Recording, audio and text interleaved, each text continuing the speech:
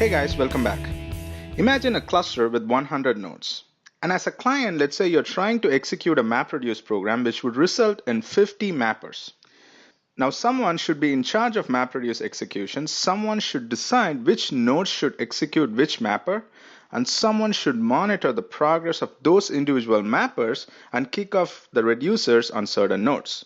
As the mappers are getting completed, the map output should be transferred over to the reducers, and the reduce process should start once all the mappers are complete.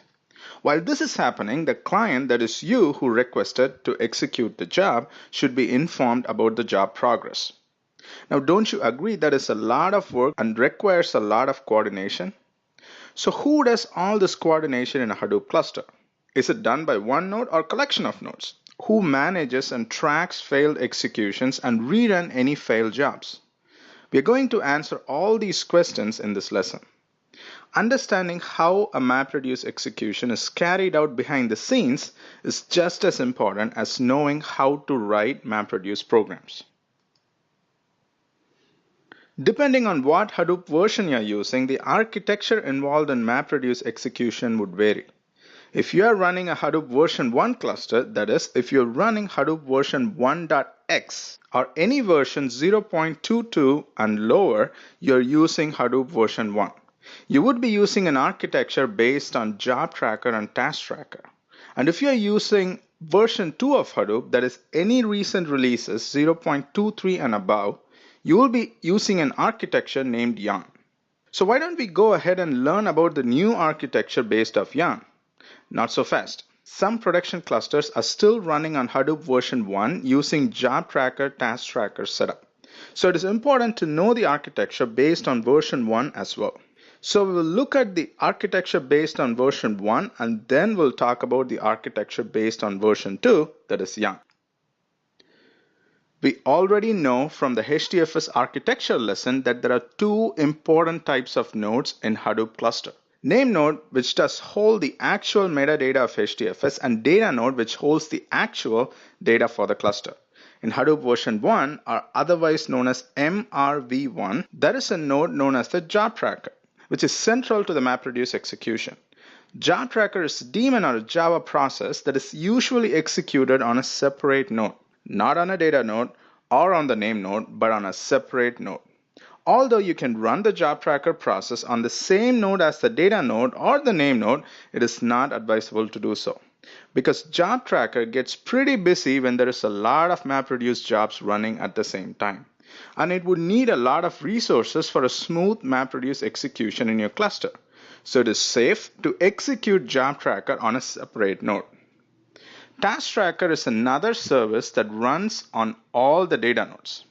With that understanding, let's look at what really happens when someone requests a MapReduce execution. When a client requests to execute a MapReduce job, the job tracker assigns a job ID.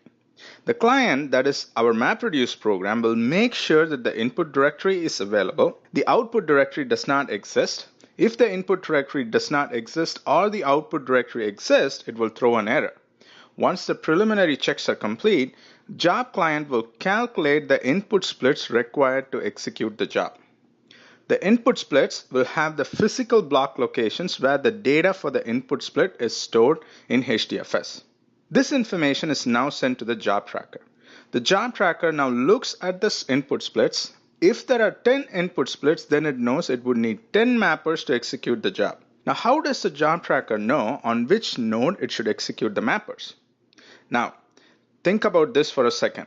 What factors do you think job tracker needs to consider before executing a mapper on a node? Take some guesses.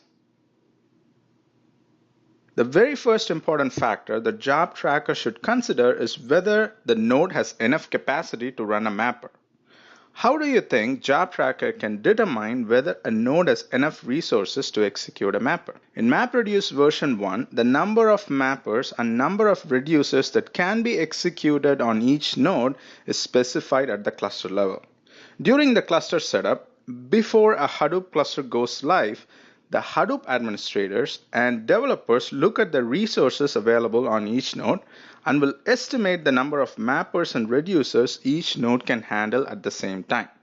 This involves a lot of testing, a lot of benchmarking, and some trial and error in the pre-prod environment to arrive at the number of reducers and mappers that each node can execute in parallel.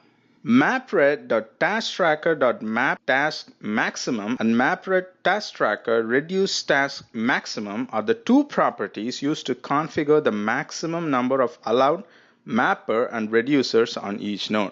Job Tracker will always keep track of all the tasks that are currently being executed on each node. So by knowing the maximum number of tasks allowed on a node and knowing the number of tasks currently executed on a node, Job Tracker can figure out which node has free slots to run mapper or reducer.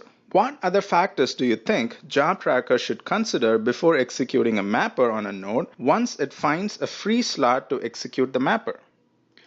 Remember, it is ideal to execute a mapper on the same node where the data resides, because if the mapper is executed on a node that does not have the data, then the data needs to be copied from another node which has the data to the node running the mapper over the network. This slows down the execution and also utilizes network bandwidth. So the Job Tracker will look at the input splits for block locations and will give preference to the node that has the data as well as the slots to execute the mapper. This is not always possible in a busy cluster. If it cannot find a node with data and free slot, it will execute the mapper on a node with free slot, sacrificing data locality. Now, once a node is identified to execute a mapper, the Job Tracker will ask the Task Tracker to execute the mapper on the node. Now, it becomes the Task Tracker's responsibility to keep an eye on the mapper and monitor the progress of the mapper and report the progress back to the Job Tracker. So far, we are good, right? The mapper will be executed not on the same JVM as the Task Tracker, but on a separate JVM. Can you guess why that is a good idea? The reason is, let's say the mapper we wrote is bad and has a memory leak. It could result in taking down the whole Task Tracker if it is executed on the same JVM as the Task Tracker. We don't want that, do we? So it is a good idea to execute the mapper on a separate JVM. That way, if the mapper has bad code, the JVM in which it is running on will crash and it will not affect the Task Tracker. The Job Tracker also takes the responsibility to find nodes with free slots to run the reducers as well. Now, our mappers and reducers are running, and the Task Tracker running on each node will monitor the progress of the individual mappers and reducers. All the Task Trackers will be in constant communication with the Job Tracker, letting the Job Tracker know about the progress of the mappers or reducers that the Task Tracker is responsible for. This way, the Job Tracker has a global view about the job that is running and can report the progress back to the client. Now, when all goes well, everyone is happy, the Task Tracker will report to the Job Tracker that the mapper or reducer it is responsible for completed successfully. The Job Tracker will wait for successful status from all other Task Trackers executing tasks for the job and will report a successful job completion status to the client.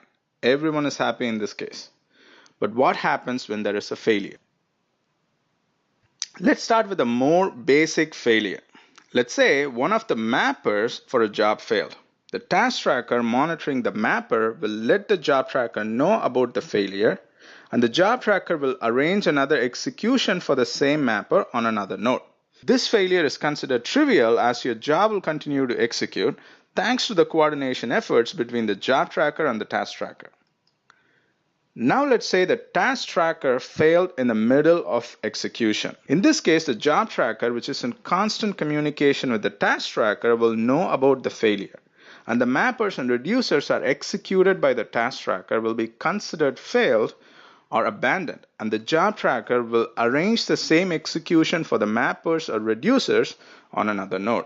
This failure is considered somewhat serious because the Job Tracker cannot execute any mapper or reducer on the node with the Task Tracker failure until it is rectified. Now, what happens if the Job Tracker failed? This is a critical failure for the cluster. When this happens in a busy cluster, as a Hadoop developer or admin, you can expect to get calls from your service desk day or night because this is a serious failure.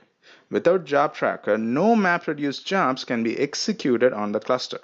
and the MapReduce jobs in execution cannot be tracked for progress. The cluster will be unusable for MapReduce execution until it is brought back by a Hadoop admin team. So it is very serious. That is Hadoop version 1. So far, we looked at the MapReduce architecture with job tracker and task tracker in Hadoop version 1 or MRv1. We also looked at how failures are handled in MRv1. In the next lesson, we'll talk more about MapReduce architecture in MRv2. See you in the next lesson.